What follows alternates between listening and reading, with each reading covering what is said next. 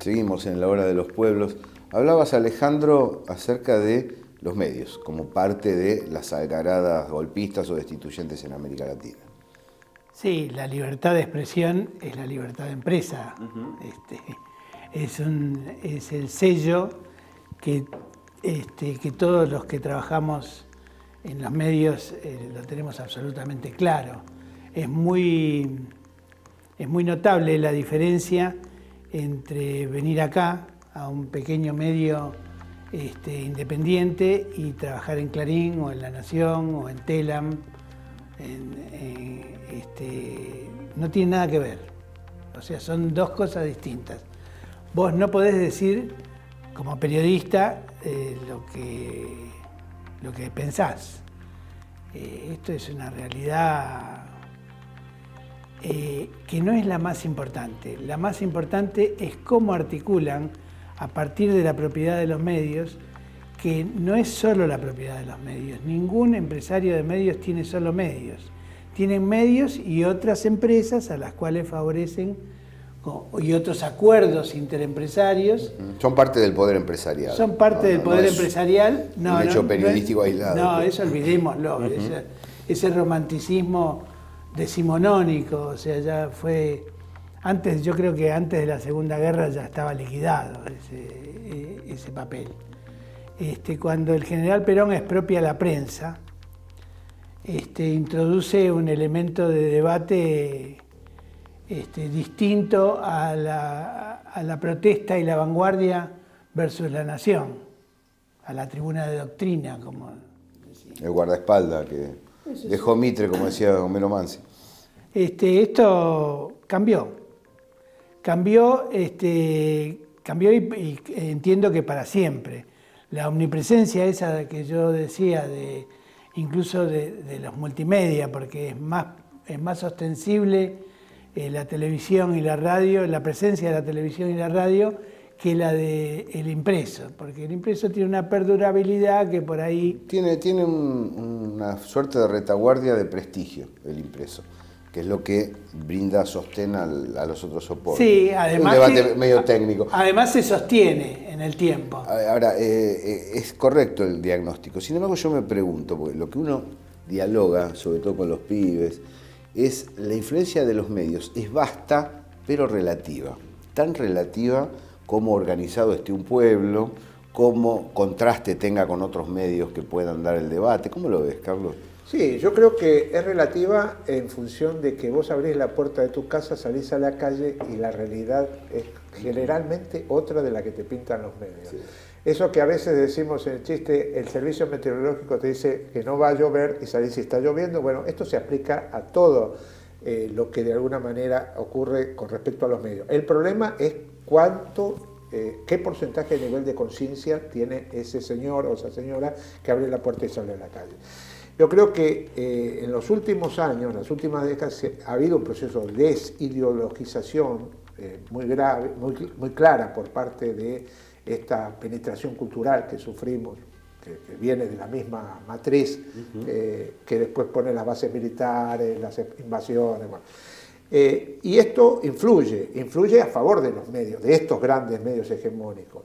Es evidente, como dice el compañero, de que la influencia de la televisión y la radio es muy omnipresente en cada familia. Pero también es verdad que donde se da un proceso de revolución cultural o por ejemplo, el caso de Venezuela me parece es un caso importante. En Venezuela Chávez insistió mucho en esto, de dar vuelta a esta ecuación y generar, por ejemplo, restarle publicidad oficial a los medios hegemónicos. Ese es un tema. Sí. No darles de comer. No tiene ningún sentido. No darles de comer. Porque si te siguen pegando y vos les seguís. Yo siempre cuento la anécdota de, a vos te habrás pasado, en los últimos años íbamos a Telam y teníamos un aviso miserable para nuestros empequeñecidos medios. Y al lado mío venía el que venía de parte de Tinelli, con 40 planillas así, Tinelli o Morales Solá o cada uno de estos. Sí. Entonces, eso también es importante, hago un punto para que la gente se dé cuenta de lo que estamos hablando. Tinelli o Morales Solá, es decir, se le da avisos no por un tema de rating, porque yo hay cosas que las entiendo. Sí. Es decir, vos decís, mira, yo tengo un producto, quiero difundirlo, ahí está Tinelli, tiene un montón de rating. Ahora, Morales Solá es uno de los programas más aburridos de la historia de la humanidad, no de la televisión. Es difícil seguirlo al tipo, pero encima es jodido. Ponerle plata a Morales Solá para que no te vea nadie es una definición ideológica. Querés apoyarlo al tipo, perdón. Y en ese sentido, Chávez operó fuertemente sobre eso, le dio mucha luz verde a medios alternativos, sobre todo después de que volvió de la Horchila, donde estuvo secuestrado, ahí le vio las orejas al lobo también con respecto a lo mediático, y eso funcionó, durante un tiempo funcionó. La gente dejó de comprar algunos medios tradicionales. Los inversores de publicidad empezaron a cuestionarse dónde poner su publicidad porque esos medios bajaban, pero esto con el tiempo volvió a invertirse. Evidentemente, la presión de esos medios y también algunos funcionarios venales que conceden este tipo de cosas, y siempre te vuelven a instalar el discurso del enemigo en tu propia casa, favorecido por el dinero que el propio gobierno les da. Entonces, es una situación un poco complicada. Yo creo que los medios tienen influencia, está claro, son parte del ejército de ocupación en cada una de las invasiones que hacen los norteamericanos, como no van a tener influencia en nuestros países. Pero también dependerá de cómo nosotros estemos dispuestos a contrarrestarlo a través de las resistencias culturales que podamos ir generando. Vos sabés que en ese marco me parece interesante señalar el interrogante que uno le queda sobre la realidad cubana, ¿no? Durante tantos años. Yo trabajé en Prensa Latina bastante tiempo, conozco bastante la isla. No comparto parte del estilo del periodismo cubano, ¿no? El nuestro es más dinámico, más interesante, de algún modo más atractivo, a mi entender. Pero cuando hay elecciones, vota el 99% de los cubanos y refrenda el liderazgo de Fidel en otro momento, digamos, y del Partido Comunista Cubano en este periodo, ¿no? Y lo curioso, pues se habla de dictaduras, ¿no? Pensaba, ustedes estaban hablando de los problemas que tienen las democracias formales en este periodo. Qué interesante el proceso vivido en Cuba, porque no hay ningún forzamiento. Surgen los candidatos de las comunas, surgen los candidatos de las bases mismas barriales, y no cuando vos entrás en diálogo con la gente, que además el cubano no oculta nada, en la calle te dice lo que le parece, no es algo que barra bajo la alfombra. No aparecen objeciones en esa dirección. No, aquel candidato, un desastre, no, aquel es un corrupto. No aparece esa situación. Da la sensación que han logrado un equilibrio entre democracia y medios, y comunicación y cultura, ¿no? En los medios, es interesante. Ahora están, vos sabés que con respecto al estilo, están mucho más ágiles en las redes. Ahora, por ejemplo, sí. Cuba Debate es un medio de consulta, bastante bueno. De consulta incluso occidental, los gringos lo leen mucho. Y tiene en las redes han volcado bastante más dinámica que en los medios escritos. En las radios y en las televisiones incluso se está produciendo un cambio también en Cuba, del estilo más anquilosado, más del socialismo real, sí, a un estilo más dinámico, porque la invasión de ondas gringa que entra permanentemente te obliga a moverte, ¿no?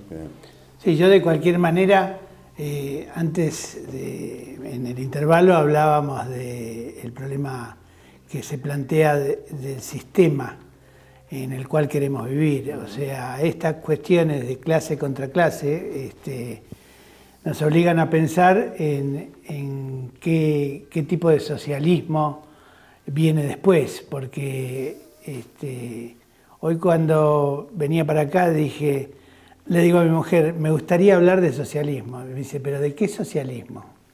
Entonces, esta ausencia de referencia, incluso los cubanos con su periodo especial y con su vuelta o con sus acuerdos con los norteamericanos, en fin, abren un paréntesis de duda en relación a, bueno, el capitalismo de la región ha demostrado sus limitaciones. Chávez, que fue el proceso más profundo, y Dilma, mejor dicho, Lula Dilma, que fue digamos, el momento más importante, porque la burguesía paulista es, digamos, la más poderosa de la región y no hay ninguna duda en sí mismo, extienden un control prácticamente similar a lo que es toda la Argentina. Sí. Ellos han fracasado en el sentido amplio y generoso, no es para hacer una lectura nuestra en el sentido de que la clase obrera, los trabajadores, los movimientos sindicales, campesinos, viven atemorizados por el retorno de las peores dictaduras, por el retorno de las peores condiciones económicas que hemos sabido cultivar en Latinoamérica.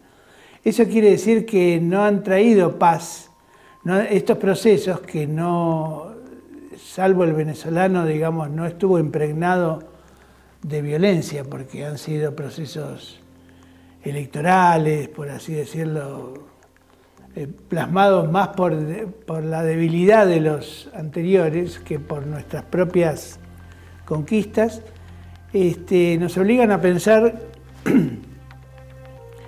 por qué no hemos sabido lograr estos cambios globales, o sea, esta expropiación de los medios de producción que permita un nuevo desarrollo, esto que propuso Chávez, el socialismo, la vía venezolana, esto que el PT tiene en su programa, y para mí tiene que ver con depositar confianza en sujetos que no nos son propios.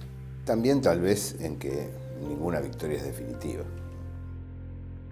Nunca tenés la vaca atada porque todos juegan.